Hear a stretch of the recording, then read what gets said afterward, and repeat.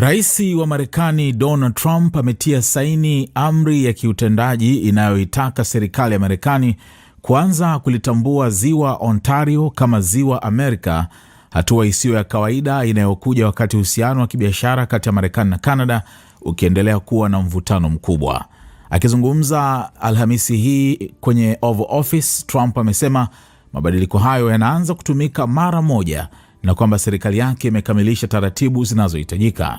Amri hiyo inaelekeza Wizara ya Mambo ya Ndani ya Marekani kubadilisha jina katika mfumo rasmi wa serikali na majina ya maeneo, hivyo Ziwa America litatumika katika ramani, nyaraka na marejeo ya serikali ya shirikisho. Trump amesema amekuwa akifikiria jina hilo kwa muda na hata akatania kuhusu uwezekano wa siku moja kubadilisha majina ya bahari ya Atlantic na Pacific.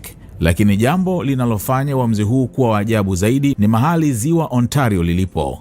Hili sio ziwa lililo ndani ya Marekani pekee. Ni moja ya maziwa makuu matano ya Amerika Kaskazini, likiwa kwenye mpaka wa mataifa mawili, upande wa kaskazini na magharibi likipakana na jimbo la Ontario nchini Canada, na upande wa kusini na mashariki likipakana na jimbo la New York nchini Marekani.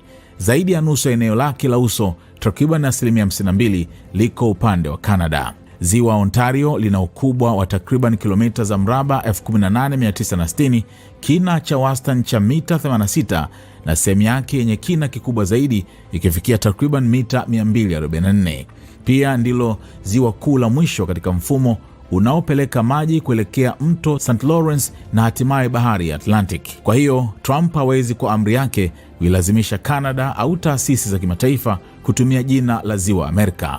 Amri hiyo kimsingi inaweza kulifanya jina hilo kuwa rasmi kwa matumizi ya serikali ya Marekani, wakati Canada inaweza kuendelea kulitambua kama Ziwa Ontario. Hatua hiyo inafanana na uamuzi wa Trump wa kubadilisha jina la Gulf of Mexico kuwa Gulf of America kwa matumizi rasmi ya serikali ya Marekani baada ya kurejea madarakani mwaka 2025.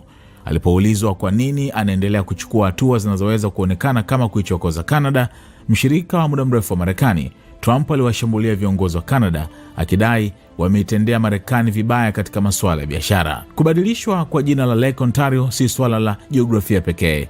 Limekuwa ishara mpya ya mgogoro mpana wa kisiasa na kibiashara kati ya Washington na Ottawa, huku ziwa ambalo mataifa hayo mawili yamelitumia kwa muda mrefu sasa likiingizwa moja kwa moja katika mvutano wao. And finally, I guess the purpose of this more than anything else is we're going to be changing the name of Lake Ontario, effective immediately, to Lake America.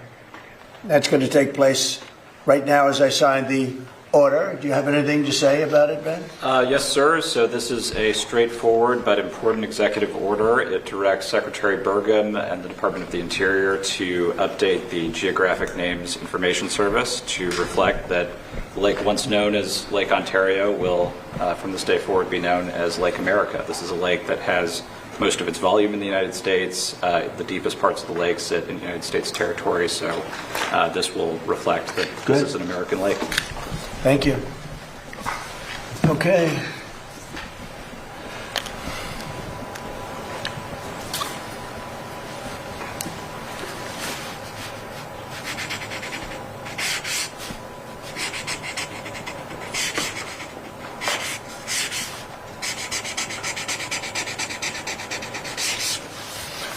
Okay.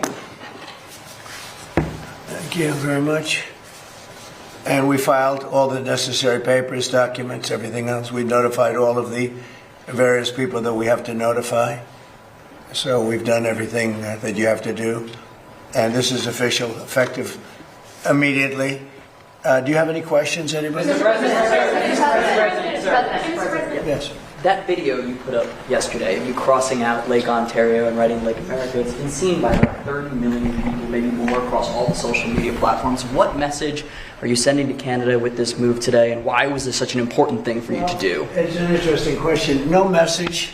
As you know, Canada's been ripping us off for a long time on trade, very sadly. Even the military, we defend Canada for nothing. We don't get anything. They don't pay us to defend Canada, but we defend Canada. And they understand that. As an example, we bought icebreakers. They'd like to use them. We have 11 brand new icebreakers coming in. They'd like to use the icebreakers. They don't pay for anything.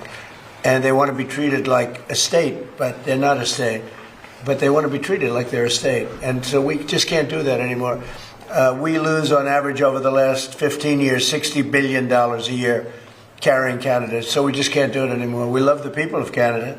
I don't think their representatives do an appropriate job. Maybe they'll change. I really don't know. I mean, it doesn't make much difference. But we can't let the whole Canadian thing has been going on for decades, and it has to come to a stop.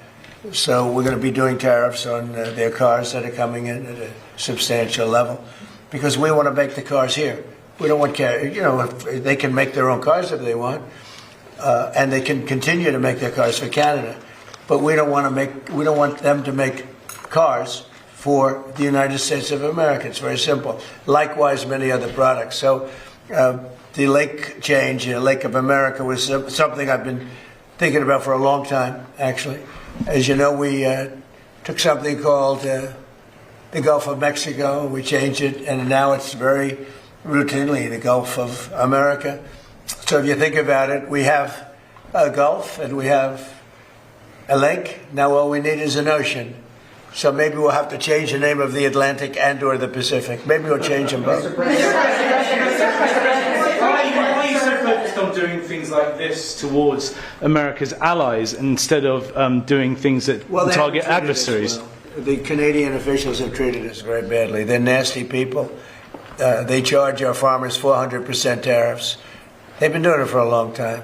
And I had them figured out in my first term, and I did some pretty strong things and had it getting pretty good. And then the election was rigged, and now I'm coming back and doing it the way and finishing the job.